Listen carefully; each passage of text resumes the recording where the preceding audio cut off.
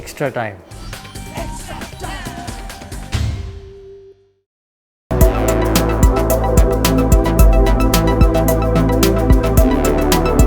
মিষ্টি কথা বাংলার নতুন মিষ্টি।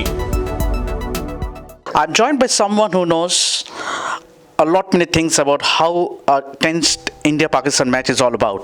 I'm joined by none other than former Pakistan captain Asif Iqbal. Asif bhai, welcome to Extra Time. Most welcome. So Asif bhai, the big game coming up, India versus Pakistan, all tensed up. So what's your take? Means who will be the favourites going to the match? I mean, according to the so-called pundits, India is odds-on favourite, but so was in the Champions Trophy. India was odds-on favourite, and everybody knows what the result is. So in one-day cricket, I don't think it's the team that goes into a match or in a tournament which is favourite always wins. It's the team that plays well on the day in limited over crickets, be it T20, be it 50 overs. Test cricket is a different game. So I think. And in fact, India going as favourites, more pressure on India than on Pakistan, because Pakistan is going in the match. Although confident enough, knowing that they have in the past delivered in England, they have beaten India in the finals of the Champions Trophy. But on the other hand, Indians may feel that in a World Cup match they have never lost a game to Pakistan. So both teams, I'm sure, when they go onto the field, they know their strengths and their weaknesses. Pressure is the main thing that really keeps the player from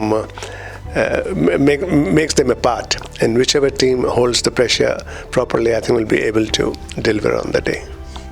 If I am to ask you about three key elements that will decide the fate of the match, what will be the three key points? Number one is luck.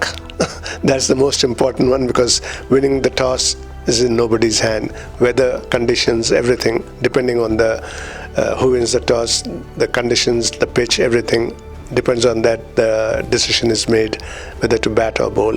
So luck is the main, I think, consideration.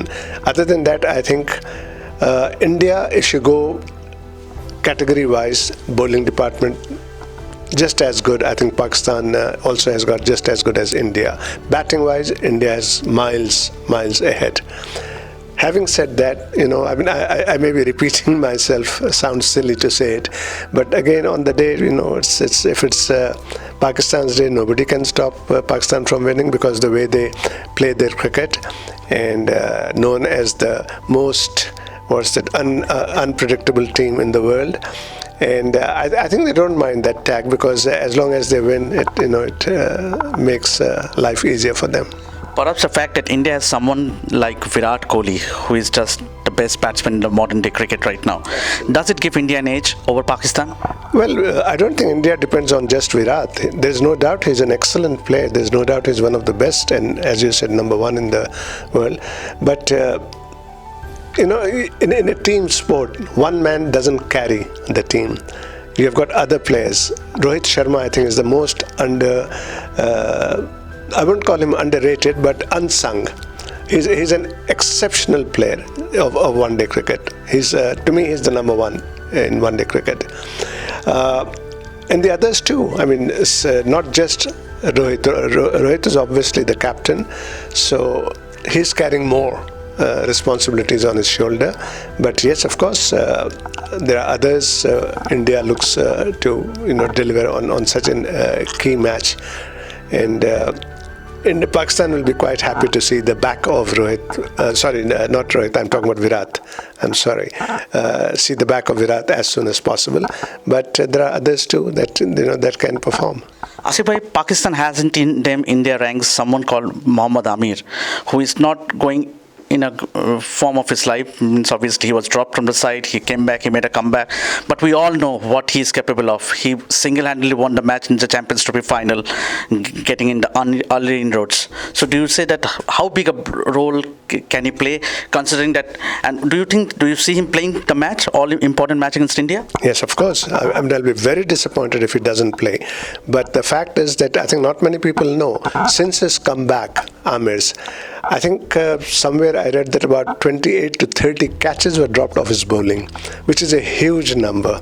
So, he's been unlucky, but I rate him very high. I think he's Pakistan's premium bowler.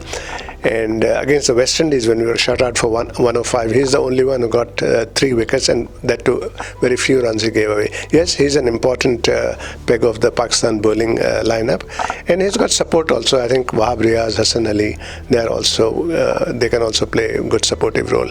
But all in all, on paper, India is definitely going into the match as a favourite. But to me, as I said, one-day cricket, no one goes into a match as a favourite, and I hope, being a Pakistani, I'll support Pakistan, but may the best team wins. What on the Indian bowling attack of its likes of Bumrah, Bhuvneshwar Kumar and Sami? Amazing. I mean, Indian bowling has really come of age. I think 5 years ago, nobody ever thought that the Indian pace attack will be the best in the world. I think in the last 2 years, they have taken the highest number of wickets, the group of these three, Shami and Bumrah and the Indian fast bowlers. So it speaks a lot about Indian cricket. It's a huge plus for them.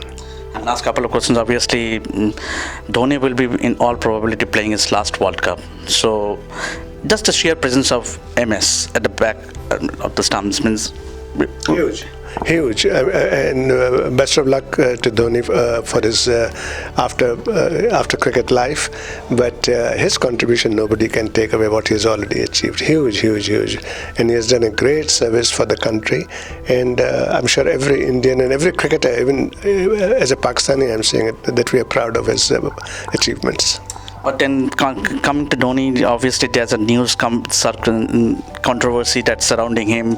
He's using an army logo in his clubs. You see, I don't think one should take it as a controversy. Dhoni didn't start this controversy. It's the media that started it. Somebody noticed. I didn't even know that there was a logo on his glove till this morning when somebody called me and said. So I think it's been made into a controversy, but I honestly believe that nobody's bigger than the game, whether it's Dhoni, whether it's anybody, I don't want to take names.